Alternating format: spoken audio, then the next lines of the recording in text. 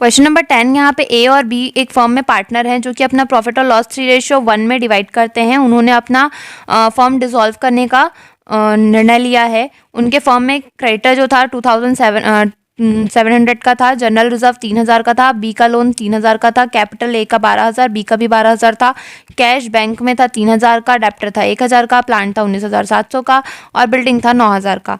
इसके अलावा यहाँ पे बताया गया है कि डेप्टर जो कि हमने जब वसूल किया यानी कि बेच करके जो हमें पैसा मिला उसमें डेप्टर से हमें 900 रुपये, प्लांट से 18000 रुपये, बिल्डिंग से 7200 रुपये और क्रेडिटर को हमने पे किया 2600 रुपये फुल सेटलमेंट में, क्योंकि क्रेडिटर 2700 का था तो हमने 100 रुपये कम पे किया है। इसके बाद अब हम और पे नहीं करेंगे।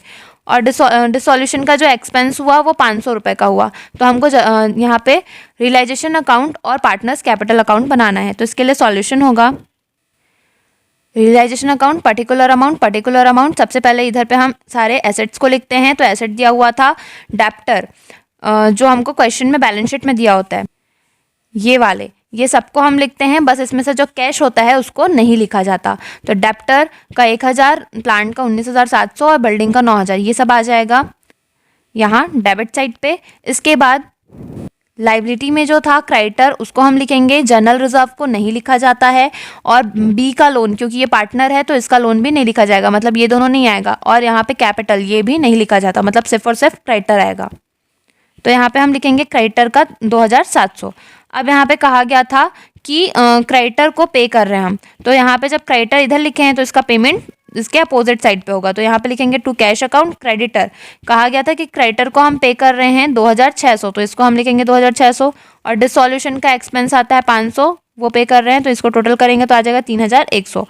अब यहाँ पे जो हमको बेचने से मिला पैसा वो लिखेंगे। तो एसेट इधर लिख चुके हैं तो उसके बेचने से जो पैसा हुआ है उसको क्रेडिट साइड पे लिखेंगे। तो ये आएगा बाय कैश। डेप्टर से हमको मिला है 900 रुपये, प्लांट से 18 और बिल्डिंग से 7200, तो उसको हम लिखेंगे और टोटल कर देंगे तो आ जाएगा 26100। इधर का पूरा टोटल करेंगे तो आ जाएगा 32800। 32800 में से 26100 और 2700 को माइनस करेंगे तो 4000 का बैलेंस आ जाएगा। अब इस 4000 को हमको 3:1 में डिवाइड करना है। तो पार्टनर्स कैपिटल आ जाएगा ए का और बी का। तो 4000 × 3 डिवाइड बाय 4 करेंगे तो आ जाएगा 3000 और 4000 × 1 डिवाइड बाय 4 करेंगे तो आ जाएगा 1000। ये हमारा रियलाइजेशन अकाउंट होगा। अब इसके बाद हमें पार्टनर्स कैपिटल बनाना है। पार्टनर्स कैपिटल के लिए कॉलम होगा पर्टिकुलर ए बी। ये ए बी पार्टनर के नाम है। यहाँ पे सबसे पहले जो क्वेश्चन में हमको कैपिटल दिया होता है 12000 और ये ए और बी का जो दिया हुआ है उसको हमें लिखना होता है बाय बैलेंस BD करके। ये डेबिट साइड पे दिया है तो बैलेंस हमारा क्रेडिट साइड पे लिखाएगा। अगर क्रेडिट साइड दिया होता तो डेबिट साइड पे लिखा था।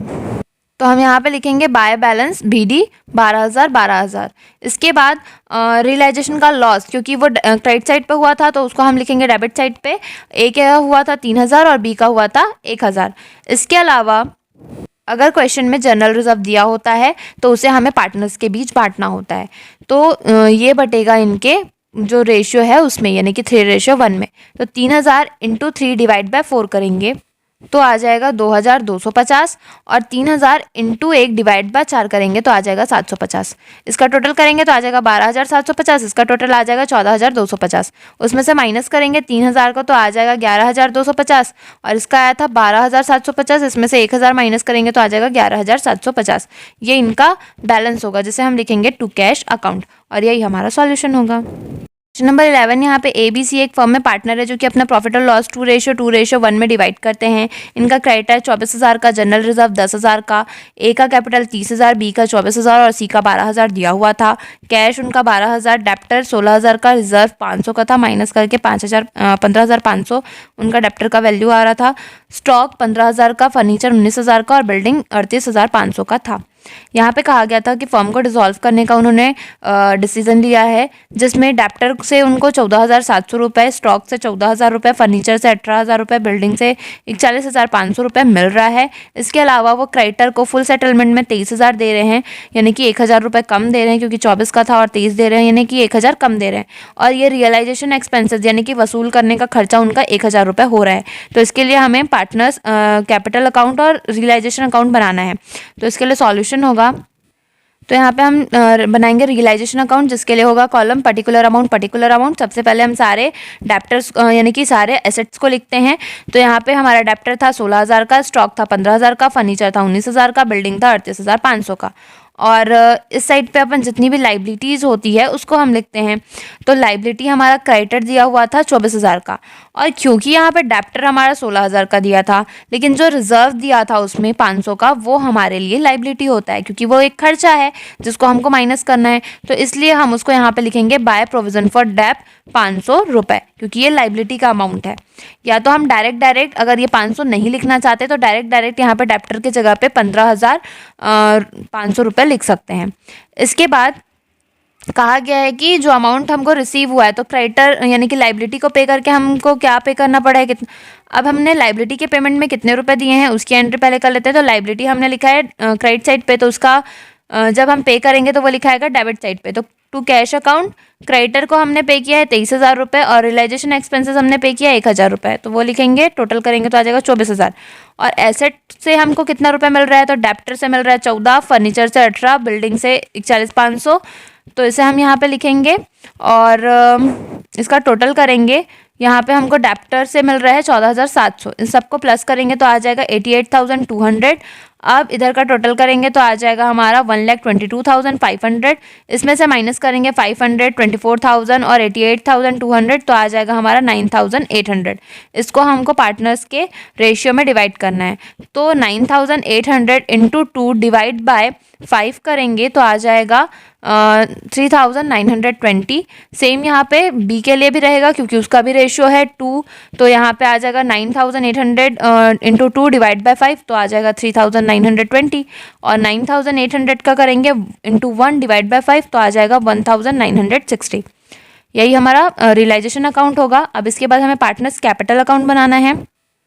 तो पार्टनर्स कैपिटल अकाउंट के लिए कॉलम होगा पर्टिकुलर ए बी सी। अब यहाँ पे जो कैपिटल दिया रहता है क्वेश्चन में उसको हम लिखते हैं, क्योंकि वो लाइबिलिटी साइड पे यानी कि डेबिट साइड पे दिया रहता है, तो उसको हमको इधर पे क्रेडिट में लिखना होता है। उसे हम लिखते हैं बाय बैलेंस बी डी। ए का दिया हुआ था 30,000, बी का 24,000 और सी का 12,000। इसके बाद रियलाइजेशन का जो लॉस हुआ है वो दिया हुआ 3,920, तो उसको इधर लिखेंगे। फिर 3,920 बी का, उसको भी, और सी का दिया है 1,960, उसको इधर लिखेंगे। इसके बाद जनरल रिजर्व दिया हुआ था बुक में 10,000 का, तो इस 10,000 को हमको पार्टनर्स के बीच बांटना होता है, वो भी उनके रेशियो में, यानी कि 2:1 में। तो 10,000 इंटू 2 डिवाइड बाय 5 करेंगे तो आ जाएगा 4,000। फिर से सेम करेंगे तो 10,000 इंटू 2 डिवाइड बाय 5, तो आ जाएगा 4,000। फिर क्योंकि सी का था रेशियो 1, तो 10,000 इंटू 1 डिवाइड बाय 5 करेंगे तो आ जाएगा 2,000। इसका टोटल करेंगे तो आएगा 34,000। 34,000 में से 3,920 माइनस करेंगे तो 30,080 रुपये आएगा, जो कि हम लिखेंगे टू कैश करके, क्योंकि ये बैलेंस है। इसके बाद 24,000 और 4,000 को जोड़ने पर 28,000 आएगा। इसमें से माइनस करेंगे इधर का बैलेंस 3,920, तो बैलेंस आ जाएगा 24,080। फिर इधर का टोटल करेंगे तो आएगा 14,000। 14,000 में से 1,960 माइनस करेंगे तो आ जाएगा 12,040, जो कि इसका बैलेंस होगा सी का। यही हमारा सॉल्यूशन होगा।